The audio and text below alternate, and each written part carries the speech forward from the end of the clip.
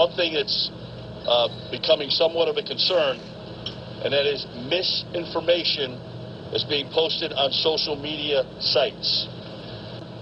It is important to note that we have discussed with federal authorities that these issues are crimes.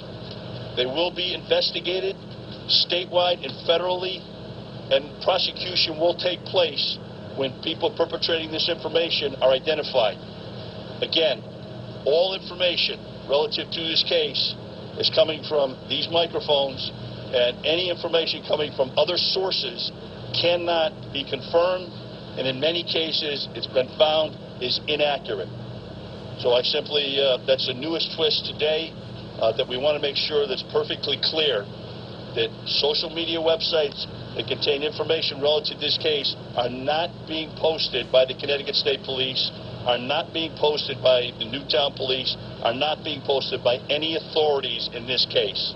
So any of that information and people that are putting that information up there in any manner, all right, that can be construed as a violation of state or federal law, will be prosecuted, will be investigated and prosecuted. Hello everyone, welcome back to GGN. This is part 3 for today. It's Tuesday, December 18th, 2012, and I'm Darko. Alright, so we're ready to go here. Biggest social media sites censor alternative news. The mainstream media skews the news to defend the status quo and serves the interests of the rich and the powerful. So it says here that at least web news sources are free of censorship, one would hope, but unfortunately that's not true, as Facebook pays low-wage foreign workers to delete certain content based upon a censorship list. For example, Facebook deletes accounts created by any Palestinian resistance group. Dig was caught censoring stories which were controversial or too critical of the government. It says many accuse YouTube of blatant censorship. Reddit, the 133rd most popular website worldwide and on the internet, is also censoring. So it's not talking about censoring specific websites, but it says here, I'm talking about censoring entire categories of news media. Yet World News censors blogs, and it doesn't consider them real news sources. The writer had a discussion with World News moderators asking to help me understand submission guidelines. Are blogs treated as an unreliable news source? They answered correct. And it said that's sad given that many of the top professors who are experts in every field have blogs. That President Obama said blogs are the best at debunking myths that can slip through a lot of traditional media outlets, and that traditional media has become so consolidated that it speaks with one voice. The whole reason that blogs have become popular is that they get around the censorship, which is ubiquitous in the mainstream television news, and social media is popular as a news source, especially among the youth, because it pretends that it provides uncensored news where a free market of popularity governs. Keyword pretends. Best-selling author calls for law to stifle media in wake of mass shootings. So this is what I'm seeing here, guys. Everybody's rah rah rah, and of course you're gonna have Alex Jones rumbling on about coming for the guns. And I just talked about this, about how the military-industrial complex, they want to keep making a lot of money, and you have to remember, not only do tax dollars go towards the military-industrial complex, but all those gun sales.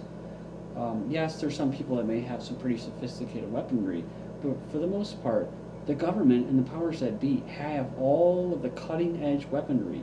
Your tax dollars go towards R&D, research and development, for weapons that will be used to enslave you. So they give you watered-down, child-safe toys to play with, your weapons. And so people, they keep telling you, make you think that you actually pose some kind of threat, right, with your right to bear arms. But really, you're just funding the R&D in the military-industrial complex. And so what people are missing here is that they're going after our First Amendment here after all this. The fallout that I'm seeing, the pattern or trend, is that they're going after the First Amendment. The hell with the Second Amendment. Connecticut shooting sparks gun sales surge. Friend just asked me tonight. He goes, "Oh, wait a week." Well, you gotta wait a week. It's already here, December 18th. So it's sparked a surge in gun sales, according to an independent arms deal across the nation. Flew off the shelves over the weekend with multiple requests for AR-15 style rifles, which is pretty stupid because I saw another report where the guy was pulling the charging handle and banging. That's rap, tack, bang. That's basically, he's got a jam, and a jam just like the Colorado shooter, they always jam. So, like I said, watered down weapons give you the illusion that you're some kind of threat. But then I saw this this article here where it says here, St. Louis County Police Chief wants to arm school officials with guns. In the wake of the Connecticut school massacre, Police Chief will visit schools this week and discuss increased security, including putting guns in elementary schools. I've heard that too, about if only the teacher was armed. And it's like, dude, you guys have to focus on the actual cause, right? Everybody's getting the cause of this wrong, so they're getting the solution wrong. So it's not that you need more security. It's that you need to stop dumping your kids off in these education camps, re-education, indoctrination camps. Instead of all the family members coming out and saying, well, there was all these signs, and he was a loner, and he was this and that. And it's like, well, where was his family and friends the whole time, right? So now they're going to do a cop-out by saying what? And I hate to say this, it's a cop-out, right? By saying, well, you know, he was, there was warning signs and this and this and that. Well, he probably needed people, and they weren't there for him. Because a lot of people, you'll notice, they don't want to have to deal with that. You know, they just want to medicate them, send them off to a shrink, and get them more messed up, and give them on medication and more messed up. Here's my biggest point about arming the schools. There's 2 points. One is that to tackle the heart of the problem, you have to remember, like in China, where you know, you have these young men, this totally engineered society with one-child policies, you know, pro-men and all that, pro-males, going in there and knifing children in preschool and kindergarten. So that tells you a lot, right? I mean, it's up close and personal with knives, and they're cutting people up, slicing and dicing 20 at a time. There's some serious social engineering blowback that's going on there. And it's the same here. Now that's the trend. Now we're starting to get that over here, where people are starting to attack children. That's the future. You know, that's supposed to be the most precious thing, is the future and the children and the youth. So when this starts happening, to me it seems like these people are subconsciously trying to tell us something, which is our future is looking pretty bad. It's pretty doomed, and this is their way of kind of solving the problem. Of course, it's kind of messed up. Another point that was raised tonight to me, which was the security in schools increased after Columbine, right? Another type of operation. And people always think that the security is to keep the bad guys out. But did you ever think that it's actually to keep people inside? So as more people are fighting against this programming, this unnatural system, this order, way of living and thinking, you know, more people are going to want to not do it. More people are going to try to skip out of these indoctrination camps, which is why now they actually, in Texas and in other states, they actually have truancy task force. They have cops, pigs, revenue collectors, political law enforcement pigs coming to people's houses, harassing them, and abducting them out of their homes if they're truant. And of course, when you have truancy, then you're getting into the realm of CPSing, where the parents' children are abducted and sent to CPS. They're kidnapped for not getting the re-education and brainwashing. So the youth, they do understand this, especially when they get in their 20s and they're all messed up and they see the effects of it. Well, once they start fighting it, then that's when the programming starts to come loose, and they start to take it out on everybody else. And then you go to the media, and some people are noticing this in the comment boards, because I'm noticing in the comment boards that people feel the same way, which is then people need to turn off their goddamn televisions and stop tuning into this, because they're really just they're self-traumatizing themselves, and people are overreacting. Like a guy in Indiana, probably had an argument with his wife, and then all of a sudden they go in there and they take all of his antique weapons and all of his ammunition. That was probably where he was keeping his wealth in his antique weapons and stuff like that. And they went in there and they took them all. They SWAT teamed him because his wife overreacted because she's watching the TV too much, and the police, of course, overreacted because they have to legitimize their authority over you, their false, illegitimate authority over you. And of course, you have copycats, right? Me personally, I think what's going on here is that Americans want stricter gun control, says poll. This is according to Huffington Post or YouGov poll, so I don't know how much credibility there really is to that, but 51% said Americans believe that the sale of semi-automatic weapons should be banned, while 54% favor a ban on magazine clips more than 10 rounds. The powers that be are trying to really create madness. Remember, I was talking about December 21st, 22nd, 23rd, 2012. It's how it's not going to be the end of the world. And of course, they're already saying this. Oh, 5 myths debunked about 2012. So they're already playing down something that is very special, which is insight, which is stuff that is unseen, right? The lifting of the veil, as the Mayans put it, and also the harvesting of the souls, as they put it. They're trying to harvest souls here, and they're desperate, and they want to maintain control. And I'm talking about just the powers that be in the physical world, but in the non-physical realm. So when they do this and they invoke this fear, especially with traumatizing the children now, this is just some really hardcore acts of desperation. The most outlandish accusations are the ones towards the media, tweeting nonsense that police should arrest reporters for attempting to interview witnesses or families of the victims. Even more outlandish is a self-described best-selling author and consultant who believes we need to create a law to prevent the media from reporting on such tragedies. Okay, so actually, guys, I'm kind of like, again, putting one and one together here, and I just saw what they're actually doing, right?